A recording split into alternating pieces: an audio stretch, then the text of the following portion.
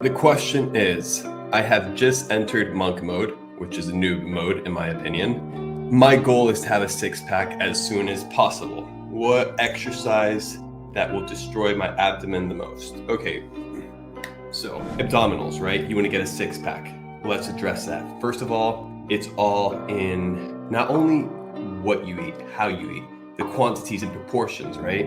It's what do you do after you eat? Something I like to apply, or I applied when I was like shredding heavily, was creating a dynamic lifestyle. So after I ate my food, I would go for a 10 to 15 minute walk. All my walks vary depending on the objective, whether it was to get more flexible, develop more strength, and after that, a digestive tea.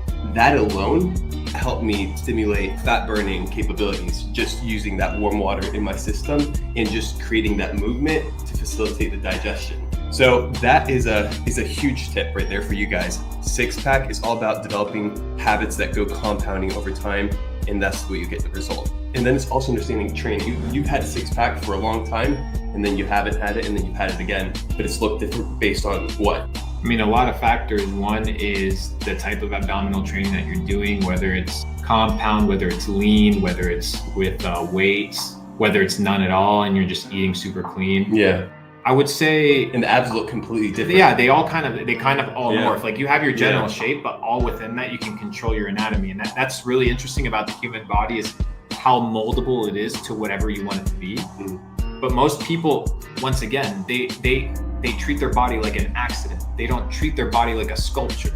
Right? They see all these sculptures of these superhumans and they just admire the sculpture instead of being like, oh shit, maybe that was actually a sculpture of a dude that somebody sculpted and that motherfucker looked like that, right? And it can be real. And why can't you look like that?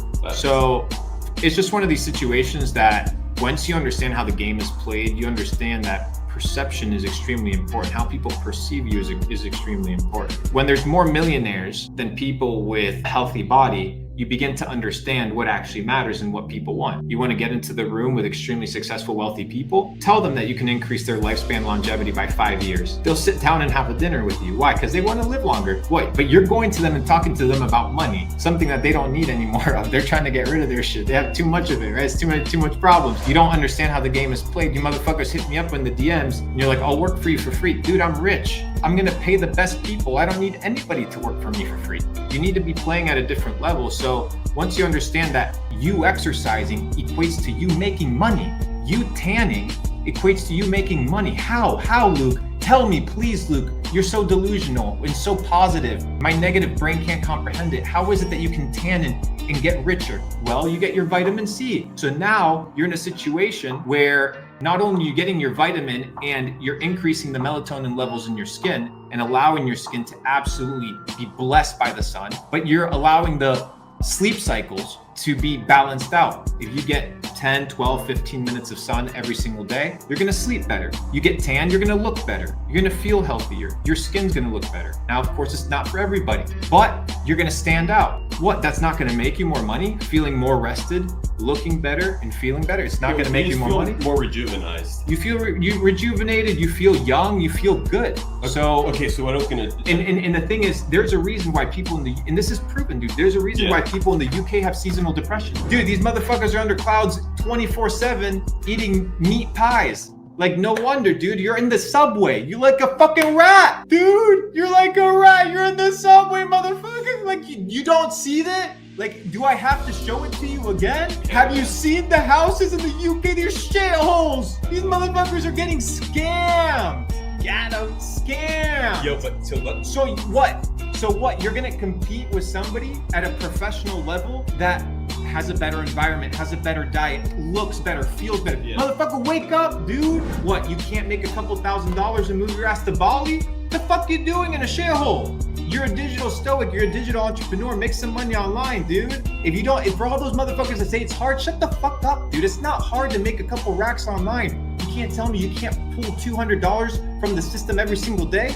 That's $6,000 a month. You live like a king in Southeast Asia for 6 racks a month. You do. You have a maid, you have a chef, and you have a nice spot. Like, dude, wake the fuck up. The life that you have is the life that you chose. If you're gross looking, if you feel nasty, if you wake up and you're tired, if you're poor, that's on you, motherfucker. Don't blame anybody. People want fast abs. Fuck the fast abs. Live a good life, dude. You can get them, though. It's true. So, going back to the question though, how you destroy the abs, what I would do, guys, is first of all, don't hit abs multiple times in a week, like in a row. It's like any muscle. If you want a massive chest, you have to have hypertrophy training, right?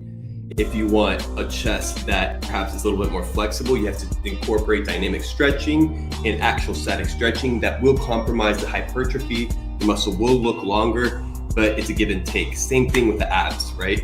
If you hit the abs really quick and you don't have proper form and your breathing and oxygenation is not proper, it's better for you to do 10 abs that are slow contracted with the right breathing, the right oxygenation, than you doing 100 looking like you're literally demon possessed, right? So yeah, it's how you do it. And then it's combining that with progressive overload. So you go from a harder variation, you drop set it 50% and you crank out as many as you can, and then you increase it the next set and let it rest at least 1 or 2 days for the abdominals.